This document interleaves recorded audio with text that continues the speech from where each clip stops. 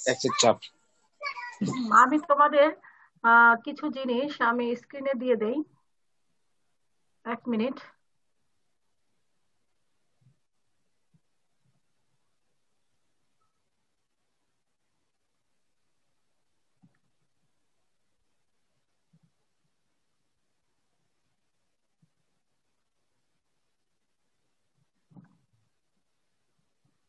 আসসালামু আলাইকুম ম্যাম। ওয়ালাইকুম আসসালাম, কেমন আছো?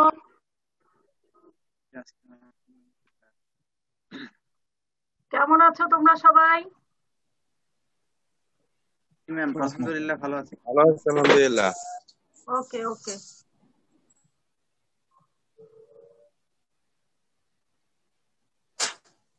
তোমার নাম কি?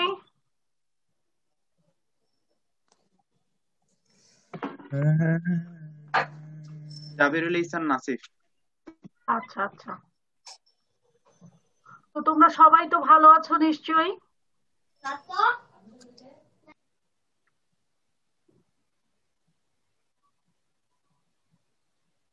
আমি তোমাদের কিছু জিনিস স্ক্রিনে শেয়ার করে দিচ্ছি, তোমরা দেখতে পাবে।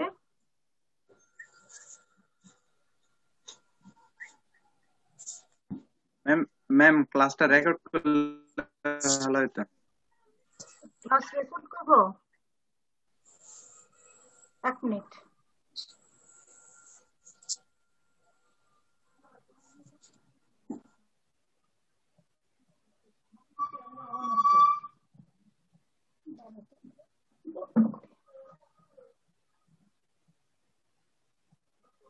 ক্যামেরা অফ করবো কোথায় দেখতে আছো? জি ম্যাম। কি লেখা আছে দেখো তো নিচের যৌগগুলোর। বলো, তোমরা বলো, নিজেরা বলো। নিচের যৌগগুলোর ক্ষেত্রে দ্রাব্যতা গুণফলের সমীকরণ লিখো। হ্যাঁ, তোমরা লিখে দাও সিলভার ক্লোরাইড লবণটা কি স্বল্প দ্রাব্যতা সম্পন্ন লবণ, বা এটা পানিতে খুবই স্বল্প পরিমাণে দ্রবীভূত হয়। এবং আমাদের যে লবণগুলো আমরা জানি সোডিয়াম ক্লোরাইড, পটাশিয়াম ক্লোরাইড বা ক্যালসিয়াম ক্লোরাইড, এগুলো পানিতে অত্যন্ত দ্রবীভূত হয়। কিন্তু যেগুলো ভারী ধাতুর লবণগুলো, যেগুলোকে আমরা জানি স্বল্প দ্রাব্যতা বিশিষ্ট লবণ, এবং এগুলোই হচ্ছে সিলভার ক্লোরাইড, মার্কিউরি ক্লোরাইড এবং লেডের লবণগুলো, এগুলো কিভাবে পানিতে দ্রবীভূত হয় এবং পানিতে দ্রবীভূত হয়ে আয়নিত হয় এবং তাদের একটি সাম্য অবস্থা গঠিত হয়, এবং তাদের যে আয়নগুলো, এগুলোই কিন্তু ঘনমাত্রা। তো কেএসপি আমরা বের করব অঙ্কে বা গাণিতিক সমস্যায়। সেখানে লবণগুলো কিভাবে আয়নিত হচ্ছে দেখো। সিলভার ক্লোরাইড হচ্ছে সিলভার আয়ন এবং ক্লোরাইড আয়ন। মার্কিউরি ক্লোরাইড কিভাবে আয়নিত হয় দেখো। তোমরা কি বুঝতে পারছো? জি ম্যাম। জি ম্যাম। এবং এখানে দেখো একটা অঙ্ক দেখতে পাচ্ছ, 25 ডিগ্রি সেলসিয়াস তাপমাত্রায় 1 লিটার ক্যালসিয়াম অক্সালেটের সম্পৃক্ত দ্রবণকে বাষ্পীভূত করে 0.0061 গ্রাম ক্যালসিয়াম অক্সালেট পাওয়া গেল। ওই তাপমাত্রায় দ্রাব্যতা গুণফল নির্ণয় করো। তোমাদের বারবার বলেছি দ্রাব্যতা, এবং যখন সেটা মোল পার লিটারে হবে তখন তাকে আমি ঘনমাত্রা বলবো। দ্রাব্যতা সাধারণত আমরা মোল পার লিটারে বের করে থাকি, কিন্তু এটা কিন্তু গ্রাম পার লিটারে থাকে। গ্রাম পার লিটার থেকে কিভাবে মোল পার লিটারে বের করতে হয় তোমরা দেখো। 1 মোল ক্যালসিয়াম অক্সালেট এবং 128 গ্রাম ক্যালসিয়াম অক্সালেট কিভাবে বের করেছে তোমরা কি বলতে পারো? ক্যালসিয়াম অক্সালেটের মোলার দ্রাব্যতা কিভাবে বের করেছে? তার ভরকে তার আণবিক ভর দিয়ে ভাগ করে মোল বের করেছে। এবং মোল পার লিটার কাকে বলে? যখন 1 লিটার দ্রবণের মধ্যে দ্রব থাকে 1 মোল, তাকে আমরা বলবো 1 মোল পার লিটার। এখানে ক্যালসিয়াম অক্সালেট যে আয়নিত হচ্ছে ক্যালসিয়াম আয়নে এবং অক্সালেট আয়নে, তাদের সাম্য অবস্থায় তাদের কেএসপি বের করতে হবে। কেএসপি একটা ধ্রুবক, এবং কেএসপি তখনই হয় যখন দ্রবণটা সম্পৃক্ত থাকে। আর কেআইপি হচ্ছে যে কোনো দ্রবণের ঘনমাত্রা। কেআইপি যখন তোমরা জানো কেএসপি চেয়ে বেশি হয় তখনই কিন্তু অধঃক্ষেপ পড়ে। তোমার অঙ্কটা তুলে নাও। তোমরা কি বুঝতে পারছো? দেখছি ম্যাডাম। Yes ma'am.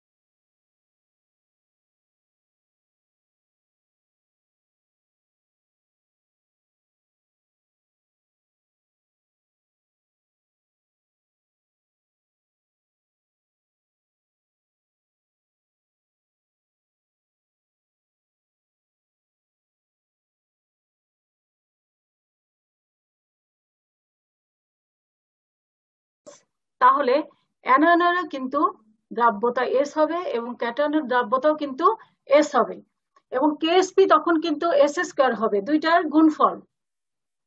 ক্যাটায়ন এবং অ্যানায়নের দ্রাব্যতার গুণফল হবে এস স্কয়ার। এবং এখান থেকে তোমরা যদি কেএসপি বের করতে চাও তাহলে তোমরা দেখো কিভাবে বের করছে।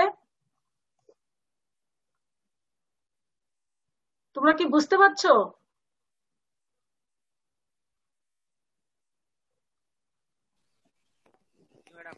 Yes ma'am. হ্যাঁ, এখানে দেখো সিলভার ক্লোরাইডের দ্রাব্যতা ক্যাটায়ন এবং অ্যানায়ন থেকে কিভাবে কেএসপি বের করা যায়। বেরিয়াম সালফেটেরও বের করা যায়, এবং বেরিয়াম সালফেটের আয়নিত দুইজনই কিন্তু 1 মোল করে হয়, যার জন্য কেএসপি সমান এস স্কয়ার হবে। কিন্তু সিলভার কার্বনেটের ক্ষেত্রে সিলভার আছে 2 মোল এবং কার্বনেট আছে 1 মোল। এই জন্য ক্যাটায়নের যখন দ্রাব্যতা বের করব সেটা কিন্তু 2s হবে, এবং অ্যানায়নের হবে শুধু এস। কেএসপি বের করতে গেলে হবে 4s³। তোমরা দেখো কিভাবে দ্রাব্যতা বের করতে বলছে। তোমরা দ্রাব্যতার অঙ্ক যখন আসবে তোমরা কিন্তু এই সূত্রটা প্রয়োগ করে তোমরা যখন এই লবণটার দ্রাব্যতা বের করবে এই সূত্রটা ইউজ করবে। লেড ফ্লোরাইড এটাও কিন্তু অ্যানায়নের ক্ষেত্রে 2 মোল হচ্ছে 2s, সেটাও কিন্তু এই আগের সূত্রটার মতোই। তোমরা দেখো যখন ক্যাটায়ন এবং অ্যানায়ন 1 মোল হবে তখন কেএসপি সমান এস স্কয়ার হবে। যখন ক্যাটায়ন 2 মোল এবং অ্যানায়ন 1 মোল হবে তখন কেএসপি সমান 4s³। অ্যানায়ন যখন 2 মোল হবে এবং ক্যাটায়ন 1 মোল হবে তখনও কিন্তু সূত্র হচ্ছে 4s³। অ্যালুমিনিয়াম হাইড্রোক্সাইড এর ক্ষেত্রে দেখো আরো বেশি মোল সংখ্যা বেড়ে যাচ্ছে, এবং অ্যানায়ন হচ্ছে 3s, যার জন্য কেএসপি সমান 27s4। ক্যালসিয়াম ফসফেটের ক্ষেত্রে 108s5। তো অঙ্কগুলো করার সময় তোমরা সূত্রগুলো যদি মনে রাখো তাহলে তোমরা গাণিতিক সমাধান সহজে করতে পারবে। দ্রাব্যতা সব ধরনের পদার্থের ক্ষেত্রে কিন্তু প্রযোজ্য, কিন্তু দ্রাব্যতা গুণফল কেবল স্বল্প দ্রাব্য তড়িৎ বিশ্লেষণের ক্ষেত্রে প্রযোজ্য। এটা তোমাদের আগেও বলেছি। অধিকন্ত দ্রাব্যতা সম আয়নের প্রভাবে পরিবর্তিত হয়। তোমরা বলতে পারো যে সম আয়ন কি? যখন তোমাদের সোডিয়াম ক্লোরাইড লবণ নিলে তার সাথে তোমরা যদি HCl যোগ করো তাহলে অ্যানায়ন সম আয়ন প্রভাবে বেড়ে যায়। বেড়ে যাওয়ার ফলে তাদের দ্রাব্যতা হ্রাস পায় এবং তাদের যে আয়নিত হওয়ার ক্ষমতা সেটার উপরও প্রভাব ফেলে। তোমরা দেখো এখানে দেখা দ্রাব্যতা গুণফল দেওয়া আছে অনেকগুলো যৌগের, তোমরা দেখতে পাচ্ছ। তোমরা কি দেখেছো? जी मैम দেখতেছি। আচ্ছা, তোমাদের কি বই আছে? কেমিস্ট্রি বই আছে তোমাদের ফার্স্ট পেপার সবার? जी मैम। जी मैम আছে। তোমাদের বই থেকে আজকে পড়াচ্ছি যাতে বইয়ের কি কি জিনিস তোমরা নোট করতে পারো। তোমরা এই সূত্রগুলো নোট করবে, এবং আরো কিছু আমি পড়া তোমাদের স্ক্রিনে দিয়ে দিচ্ছি, তোমরা সবগুলোই দেখো আস্তে আস্তে।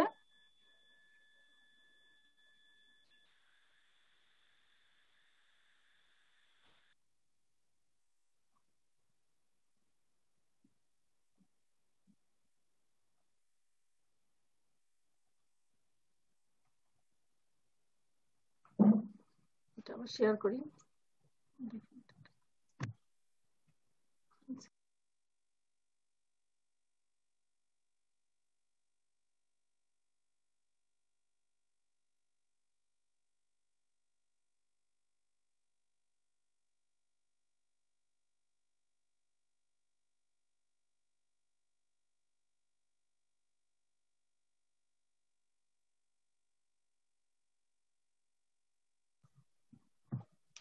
দেখো তোমাদের সামনে একটি দেওয়া আছে পড়া।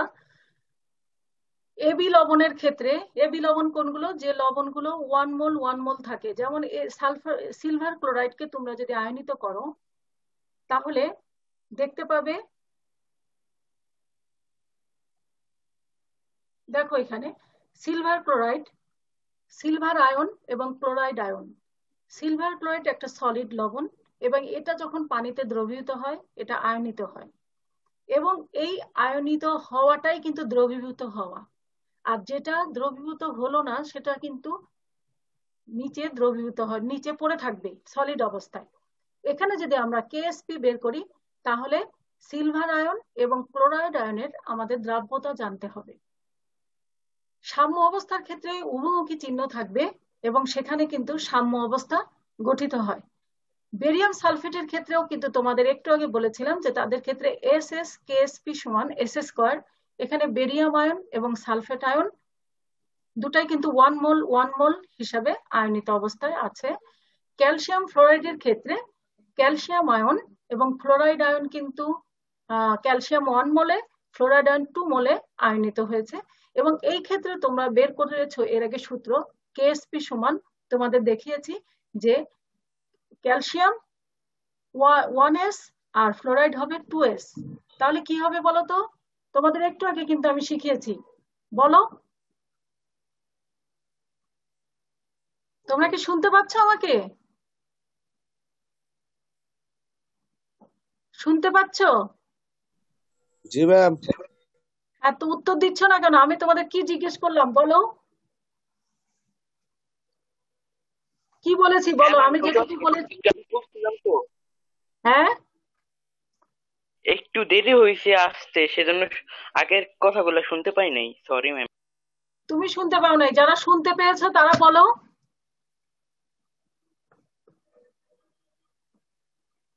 যারা শুনতে পেয়েছো তারা আশা করি বুঝতে পেরেছো। তোমরা বলো যে কি বুঝতে পারলে। তোমাদের ক্যামেরা অন করো, আমি তোমাদের দেখতে চাই।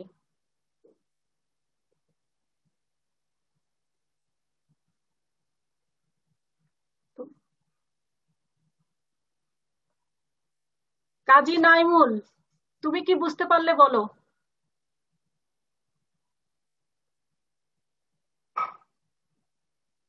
জাবিরুল এহসান, ইমরান ফারাবি, তোমরা কি শুনতে পাচ্ছ? ম্যাডাম নেটওয়ার্কের প্রবলেম করতেছে। নেটওয়ার্কের প্রবলেম করলে তোমাদের আবার আমি ভিডিও তৈরি করেই ক্লাস নেব। আজকে আমাদের ফার্স্ট ক্লাস জুমে, কিন্তু আমি দেখছি যে তোমাদের সাথে আমি ঠিক কমিউনিকেট করতে পারছি না। ম্যাম জুমই বেটার ম্যাম। কিন্তু তোমরা তো কোনো উত্তর দিচ্ছ না আমি যেটা পড়াতে চাচ্ছি। তোমরা যদি উত্তর না দাও, আমার সাথে কমিউনিকেট না করো, তাহলে তো আমি পড়িয়ে মজা পাবো না এভাবে, বা তোমরাও মজা পাবে না পড়ে। হ্যাঁ, তোমাদের বলতে হবে, আমার সাথে কমিউনিকেট করতে হবে, তাহলে আমি জুম অ্যাপে তোমাদের ক্লাস নিতে পারবো। তোমাদেরকে আমি বলেছি যে আমরা দ্রাব্যতা চ্যাপ্টারে স্বল্প দ্রাব্য লবণ নিয়ে আমরা কাজ করব, এবং স্বল্প দ্রাব্য লবণের কি দ্রাব্যতা এবং দ্রাব্যতা গুণফল নিয়ে আমাদের অঙ্ক করতে হবে। তো দ্রাব্যতা মানে কি? দ্রাব্যতা হচ্ছে দ্রবীভূত হওয়ার ক্ষমতা, এবং এটা যদি মোল পার লিটারে থাকে তাকে আমরা ঘনমাত্রা বলবো। আর ঘনমাত্রাটা কি? আয়নিক ঘনমাত্রা। আয়নটা কি? আয়ন হচ্ছে পানিতে যখন দ্রবীভূত হয় তারা আয়ন হিসাবে দ্রবীভূত হয়। এখন তোমাদের যদি বলি যে তোমরা দ্রাব্যতা চ্যাপ্টারের অঙ্ক করতে হবে, তখন তোমাদের কিছু সূত্র তো জানতে হবে নাকি, বলো? জি ম্যাম। হ্যাঁ, এবং তোমরা জানো, তোমরা পরীক্ষার কোশ্চেন গুলো তোমরা যদি দেখো বইয়ের পিছন দিকে আছে, সেখানে দেখবে এই চ্যাপ্টার থেকে প্রতি বছর অঙ্ক আসে, যে অধক্ষেপ পড়ে কি পড়ে না। আমরা তোমাদের আমি বিশেষ করে তোমাকে গত ক্লাসে দেখিয়েছিলাম যে কেআইপি এবং কেএসপির মধ্যে যে সম্পর্কটা আছে। কেআইপিটা কি? কেআইপি হচ্ছে আয়নিক গুণফল, সেটা যে দ্রবণই হোক, সম্পৃক্ত, অসম্পৃক্ত, অতিপৃক্ত। কিন্তু কেআইপি কে তুমি যখনই কেএসপি বলবে তখন দ্রবণটা হবে সম্পৃক্ত। কিন্তু যখন কেআইপি কেএসপির চেয়ে বেশি হয়ে যাবে তখন কিন্তু সেটা অতিপৃক্ত দ্রবণ এবং সেটা তখনই অধক্ষেপ পড়বে। এবং এটা হচ্ছে কেমিস্ট্রির একটা ম্যাজিক কি? তোমাকে দুইটা দ্রবণ দিলাম, তুমি দুইটা দ্রবণ ছিল একদমই স্বচ্ছ দ্রবণ, কিন্তু তুমি যখন দ্রবণ দুটো নিয়ে মিশ্রিত করলা বা মিশালা তখন দেখলা কিছুক্ষণ পরে নিচে সলিড জমা হবে। এটার কারণ কি? কেউ বলতে পারো এটার কারণ কি? ম্যাম অধক্ষেপ পড়ছিল। অধক্ষেপ বলো। হ্যালো, অধক্ষেপণ বিক্রি হয়েছে আর কি। হ্যাঁ, অধক্ষেপণ বিক্রিয়া হয়েছে, এটা বুঝতে পারছো, অধক্ষেপের কারণে কিন্তু হয়েছিল। অধক্ষেপণ বিক্রিয়াটা কি? এটা সংজ্ঞাটা বলো, সংজ্ঞা বলতে পারবে?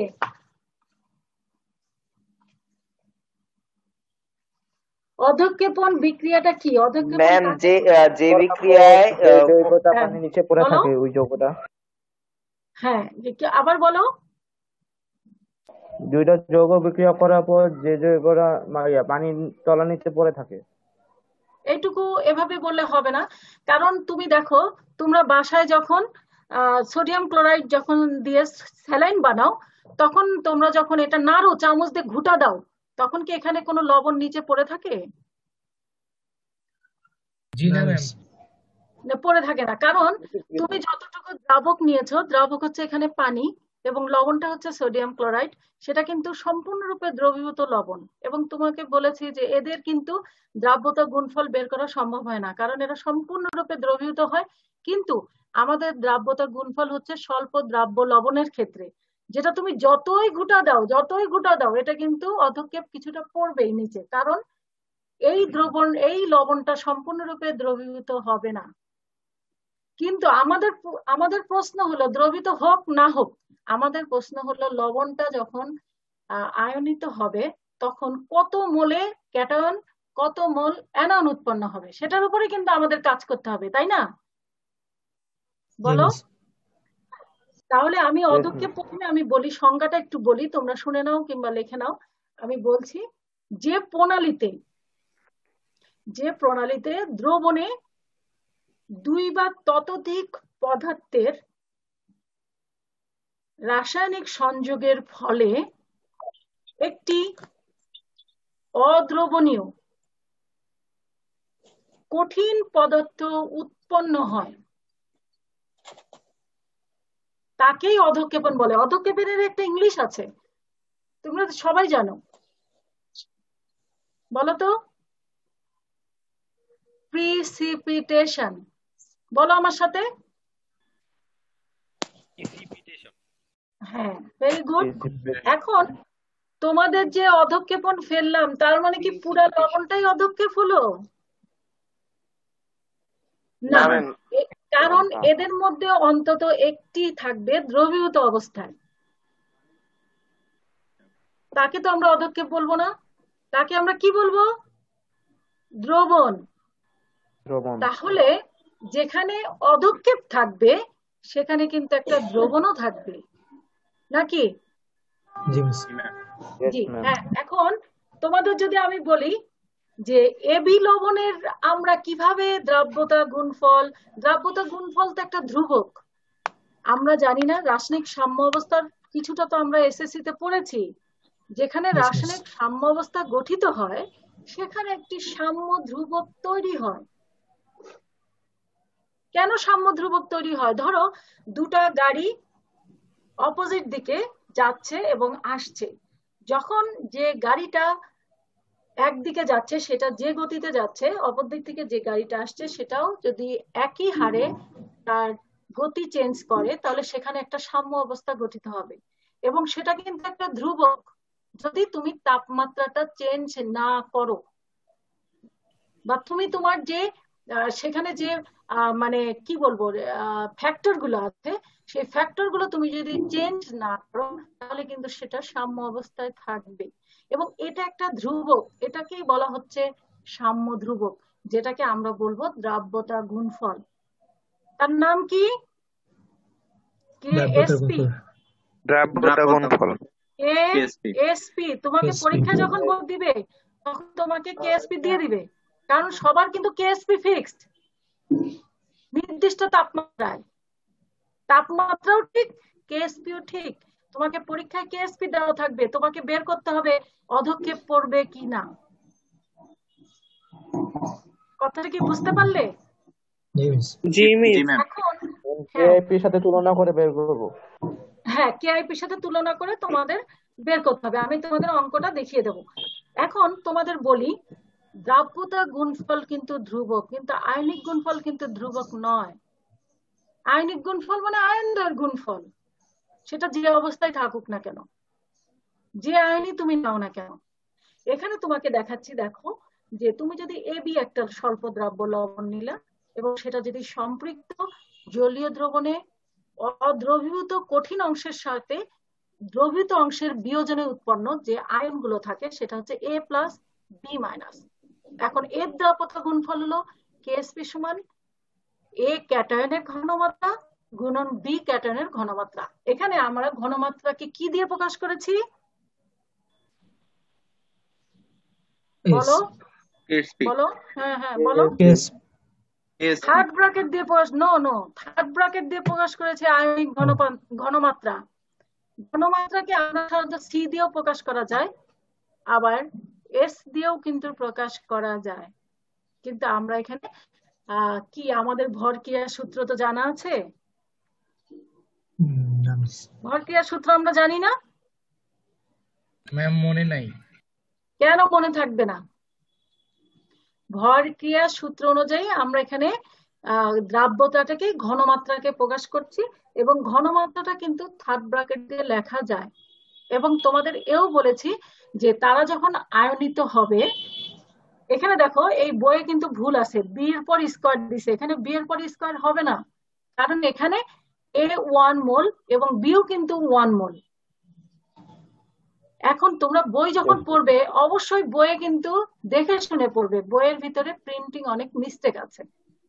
তো আমি তোমাদের আজকে বই থেকে পড়াচ্ছি, কারণ তোমাদের জানতে হবে যে বইয়ে তোমাদের কতটুকু হেল্প করবে এবং কিভাবে তোমরা নোট করবে। যেমন এবি লবণের তোমাদের দেখালাম যে এবি লবণের যখন তোমরা দ্রাব্যতা গুণফল বের করবে তখন কেএসপি সমান এ প্লাসের দ্রাব্যতা কি, বা এ ক্যাটনের দ্রাব্যতা এস, বি ক্যাটনের দ্রাব্যতা এস, তাহলে কেএসপি সমান এস স্কয়ার।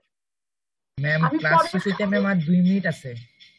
হ্যাঁ, ক্লাস শেষ হতে আর 2 মিনিট বাকি আছে। না ক্লাস আর একটু বেশি হবে। এরপরে কি তোমাদের জুমে ক্লাস হবে? এই ম্যাম, টাইম ফিক্স করা থাকে ম্যাম, 40 মিনিট টাইম ফিক্স করা থাকে। টাইম ফিক্সড করা থাকুক, আজকে তোমাদের 40 মিনিট পর মানে ঠিক আছে, আর একটু পড়াই, আমাদের কোনো সমস্যা নাই। হ্যাঁ, কারণ কি তোমরা বাসায় বসে আছো, আমরা কি আবার জয়েন করব? মানে হ্যাঁ, আমরা আবার কি আবার এই জয়েন লিংকে জয়েন করব? ওকে, হ্যাঁ করো করো করো।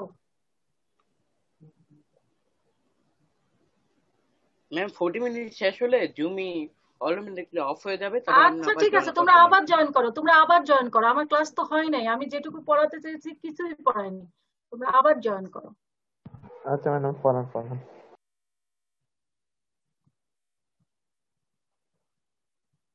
তুমি এটা ছোট করে দিও, আবার জয়েন করো।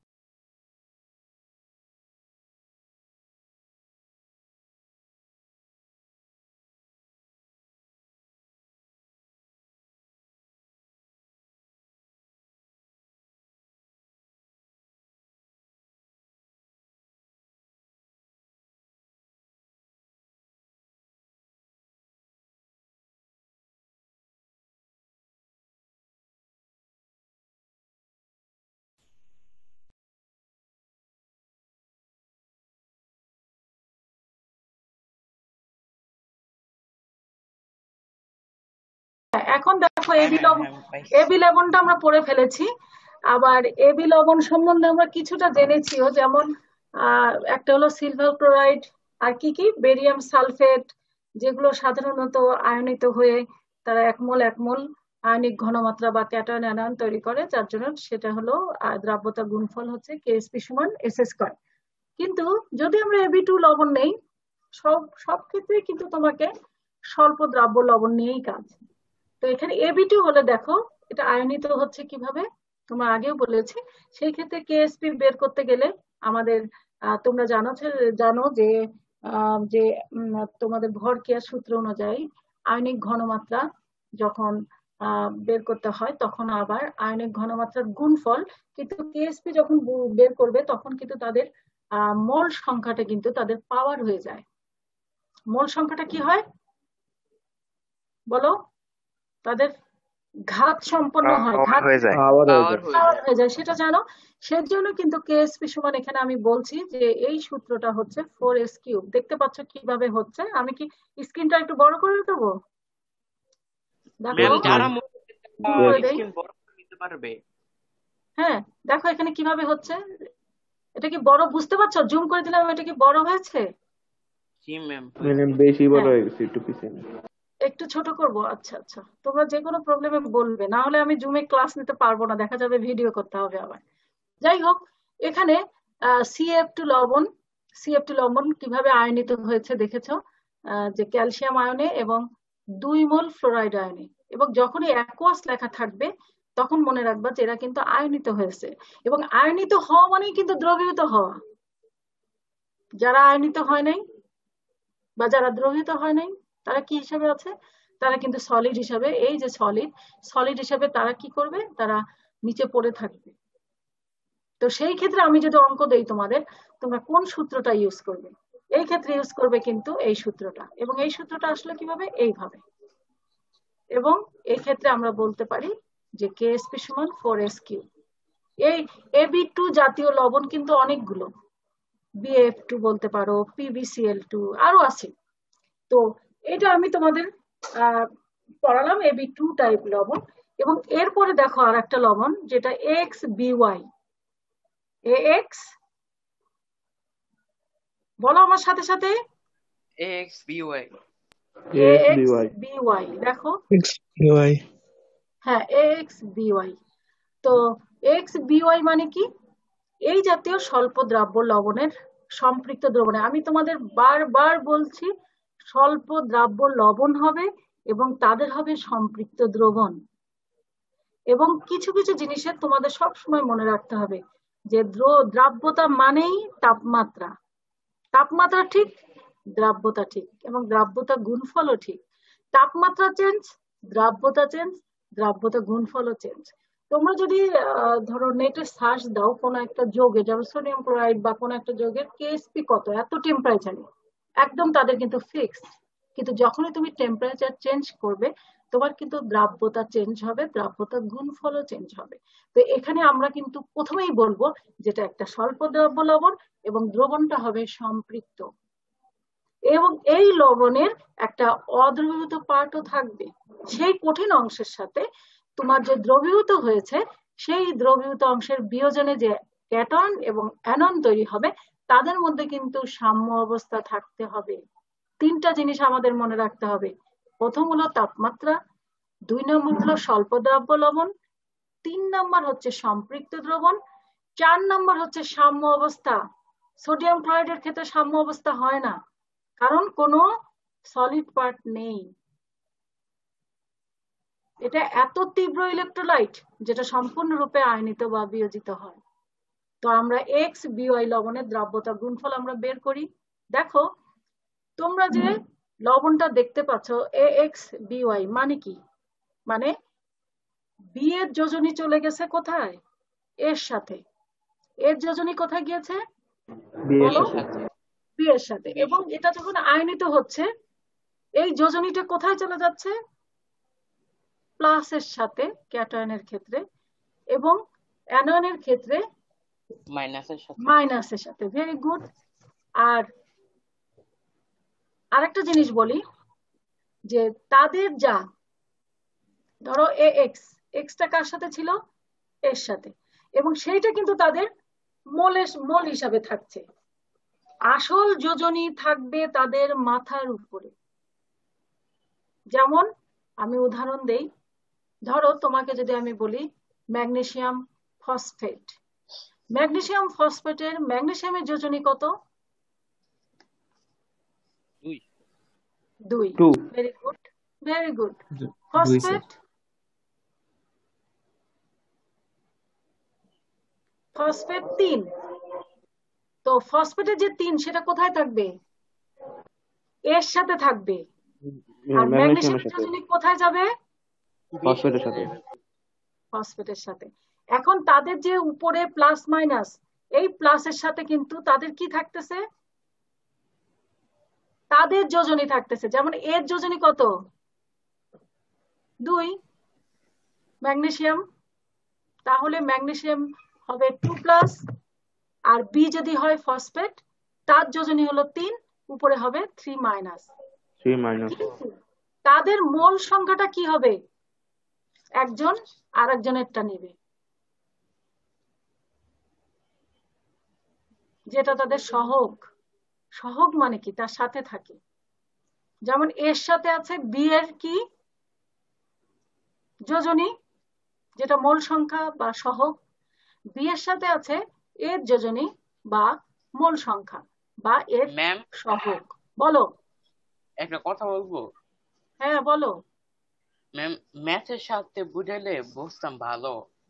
ম্যাথের সাথে আমি ম্যাথ করাবো, একটু এটা দেখে নাও। এখন দেখো, দ্রাব্যতা গুণফল বের করতে গেলে তাদের কিন্তু সহগগুলো পাওয়ার হবে। সহগগুলো কি হবে? পাওয়ার হবে। হয়েছে কি? পাওয়ার হয়েছে। সহগগুলো বা মোল সংখ্যা হয়েছে। আর Yes, এরা ma'am. কার যোজনী ছিল? এ হলে এটা ছিল অপর বি এর side, যোজনী, আর বি হলে এটা ছিল এই যোজনী। এর এর যোজনী, মানে যোজনী। পাওয়ার গুলো। ঠিক আছে। এখন আমরা জানি যে এদের লবণটার দ্রাব্যতা এস। তোমরা জানো যে লবণটির দ্রাব্যতা যা হবে, ক্যাটায়ন এবং অ্যানায়নের দ্রাব্যতা কিন্তু তাই হবে। এবং তোমাদের যদি বলি যে দ্রাব্যতা মোল পার লিটার, গ্রাম পার লিটারে থাকলে তোমরা অঙ্কে কিন্তু অবশ্যই মোল পার লিটারে নিতে হবে, কারণ আয়নিক ঘনমাত্রা মোল পার লিটার। এবং এই ক্ষেত্রে দেখো, তোমরা সূচকের অঙ্ক করেছো তো, একই জিনিসের উপরে পাওয়ার গুলো কিন্তু যোগ হয়ে যায়, জানো তো। এই জন্য দেখো এ Yes, ma'am. A Y plus, যার মোল সংখ্যা এক্স, যেটা তার পাওয়ার হয়ে গেছে, এবং বি এর হলো এক্স মাইনাস, পাওয়ার হলো ওয়াই।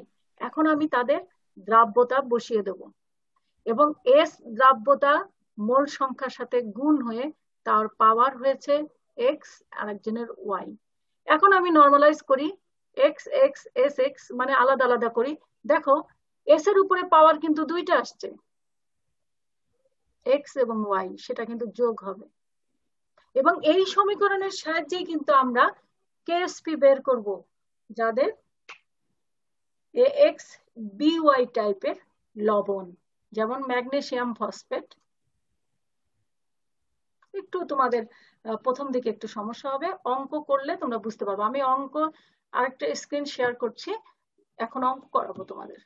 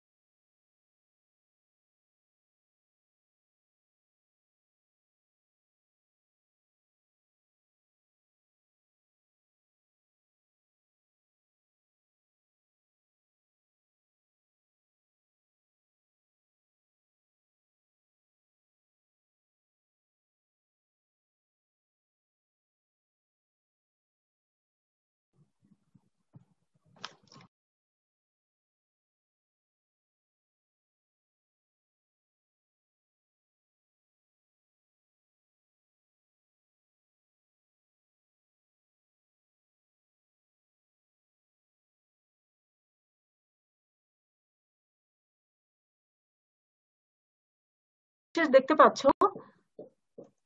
শিক্ষার্থীরা? দেখতে পাচ্ছ? Yes ma'am.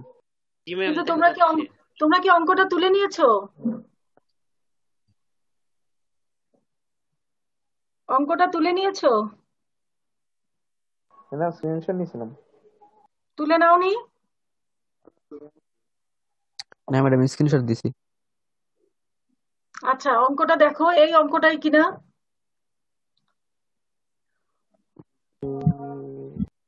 দেখো,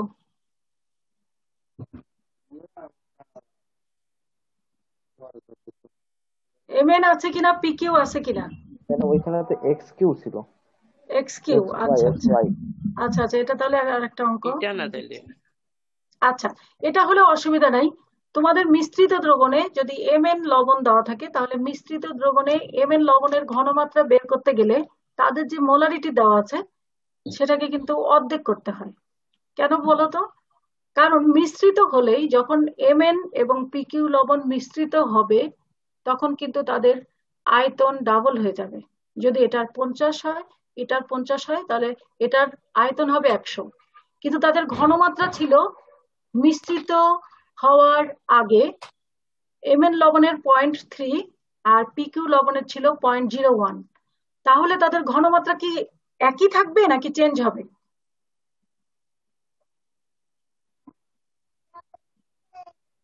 চেঞ্জ হবে। চেঞ্জ হবে, মানে অর্ধেক হয়ে যাবে। যখন 50-50 থাকবে, 100 হয়ে যাবে, তখন তাদের ঘনমাত্রা অর্ধেক হওয়ার কারণে তাদেরকে 2 দিয়ে ভাগ দেওয়া হয়। ক্লিয়ার? জি।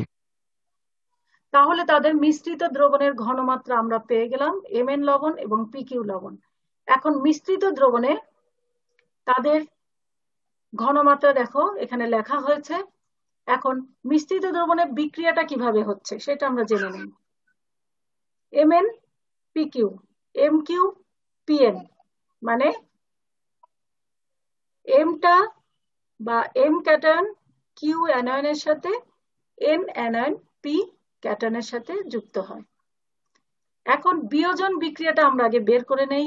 mq, mq কি, কোনটা? এটা বলো তো। এটা হলো প্রোডাক্ট।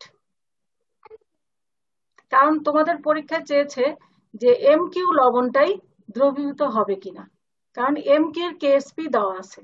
সেই জন্য আমরা কিন্তু mq বিয়োজিত অবস্থায় দেখছি। তোমাদের যদি দেওয়া হতো যে pq বিয়োজিত হবে কিংবা বা pq অধক্ষিপ্ত হবে কিনা বা pn অধক্ষিপ্ত হবে কিনা, তখন কিন্তু তার বিয়োজিত অবস্থাটাই তোমাদের দেখাতে হবে। এটা এবি লবণ, এই কারণে কিন্তু এদের সহগগুলো কিন্তু পাওয়ার হয়নি। বুঝতে পেরেছো শিক্ষার্থীরা? ম্যাডাম আগের যে নিয়মে যে অঙ্কটা করতাম ওই অঙ্ক ভাবে করলে সমস্যা হবে? ওই নিয়মে করলেও কোনো সমস্যা নাই। এবং এখানে দেখো কেএসপি বের করে, কেএসপি দেওয়াই থাকবে, তোমাদের বলেছি কেএসপি ফিক্সড, কিন্তু কেআইপিটাই আমাদের বের করতে হবে। তাহলে এমকিউ এর ক্ষেত্রে যখন কেআইপি বের করলাম, সেটা হয়ে গেল 7.5 10⁻⁴। এটা কেএসপির চেয়ে বড়। কেএসপির চেয়ে বড় মানে কি দ্রবণ?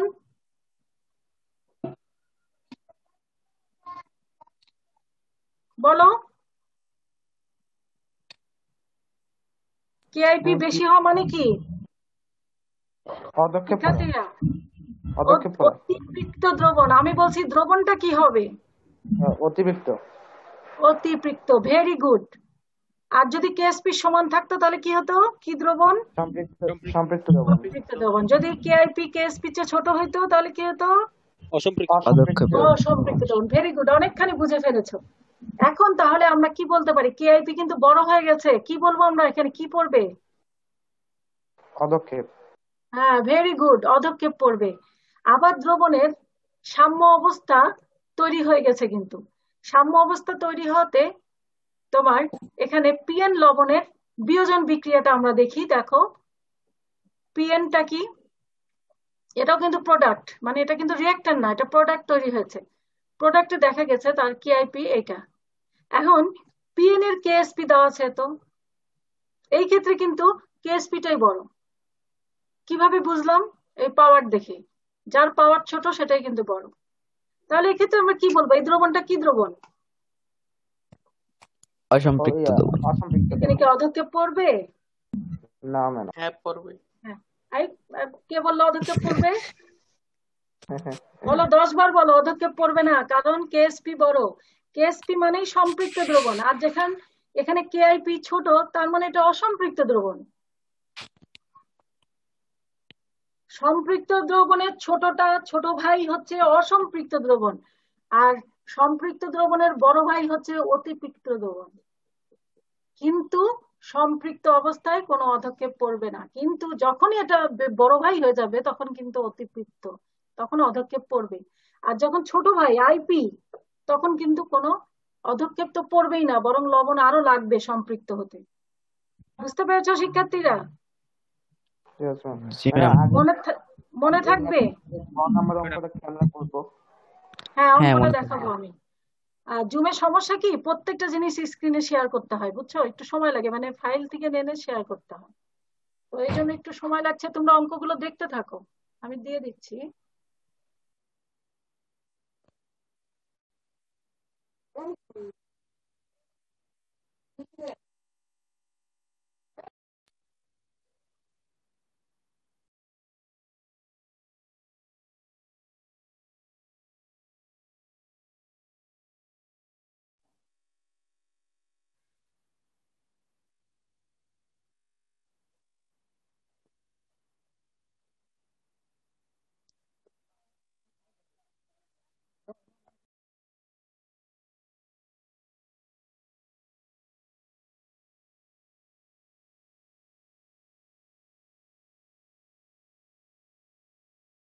তোমরা কি দেখতে পাচ্ছ অঙ্কটা?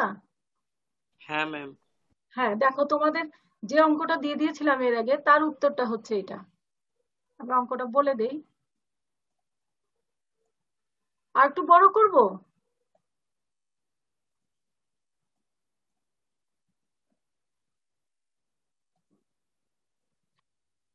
হ্যাঁ হ্যাঁ, ঠিক আছে ঠিক আছে।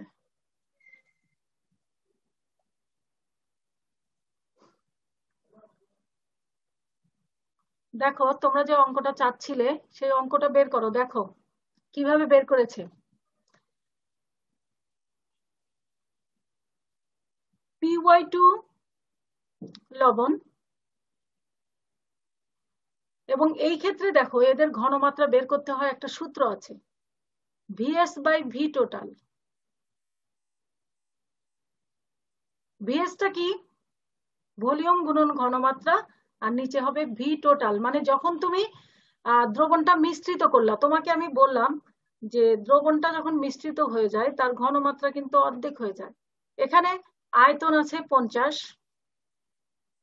ঘনমাত্রা 0.5 মোলার, টোটাল ভলিউমটা হচ্ছে 100 ml। সেক্ষেত্রে P2+ এর মান হলো 0.25 মোলার। এবং কিভাবে বের করবে? ওই V1S1 V2S2 পদ্ধতিতেই। ঘনমাত্রা P2 এর ঘনমাত্রাকে আমরা S2 বলতে পারি। S2 হলে V2 কোথায় যাবে বজ্র গুণন অনুসারে? শিক্ষার্থীরা ম্যাডাম আবার একটু বলেন। আবার বলছি, তোমাদের যে ঘনমাত্রা এর আগে অঙ্কগুলোতে বের করে দেখালাম V1S1 V2S2, এটা কিন্তু এই অনুযায়ী, কারণ মিশ্রণের পরে দুটা লবণের দ্রবণ যখন মিশ্রিত করা হয় তখন কিন্তু তাদের আয়তন বেড়ে যায়, ঘনমাত্রা কিন্তু কমে যায়। তো মিশ্রিত অবস্থায় তাদের ঘনমাত্রা বের করলে তাদের ঘনমাত্রা V1S1 V2S2। V2টা কি? যে লবণের যে আয়নের ঘনমাত্রা বের করবা সেই ঘনমাত্রাটা হচ্ছে S2, আর আয়তনটা হচ্ছে মিশ্রণের পরে টোটাল আয়তনটাই ধরতে হবে, যেটা ধরেছে 100। আর উপরে হলো V1S1, তার মানে কি এটা কখনকার? এটা মিশ্রণের আগের। এবার বুঝেছো? Yes ma'am. এবার দ্রবণ দুটিকে তুমি মিশ্রিত করো, বিক্রিয়া সংঘটিত হবে। বিক্রিয়াটা কি? লবণ তৈরি হবে PY2 আর QX2। আয়নিক গুণফল তোমরা বের করো, যেভাবে তোমাদের সচরাচর বের করে দেই সেভাবে আয়নিক গুণফল বের করো, KIP। দেখো কিসের উপর পাওয়ার হয়েছে? যা সহগ আছে। কার সহগ আছে ওয়াই এর বলো? অ্যানায়নের সহগ আছে। তাহলে কেআইপি বের করতে পারবো আমরা? হ্যাঁ, বের করেছো।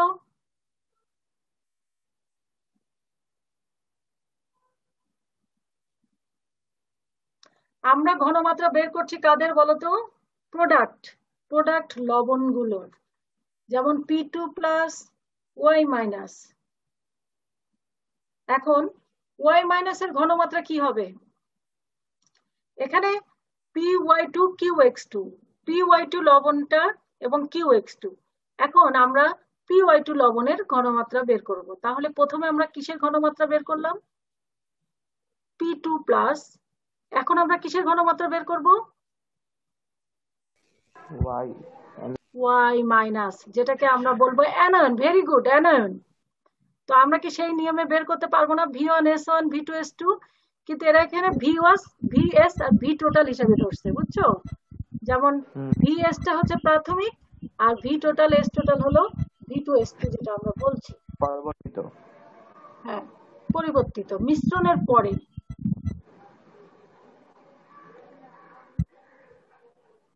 কেআইপি বের করতে গেলে দেখো তাদের গুণফল করেছে। প্রথম বের হয়েছিল 0.25, পরেরটা 0.05, সেটা কিন্তু স্কয়ার হয়েছে, মনে থাকবে? Yes ma'am. আয়নদের ঘনমাত্রার গুণফল, কিন্তু অবশ্যই তার সহগ থাকবে। সহগটা হবে তার পাওয়ার।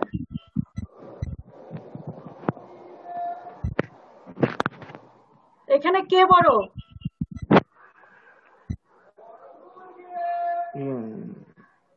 কেআইপি। কেআইপি বড় নাকি কেএসপি বড়? কেআইপি। কিভাবে?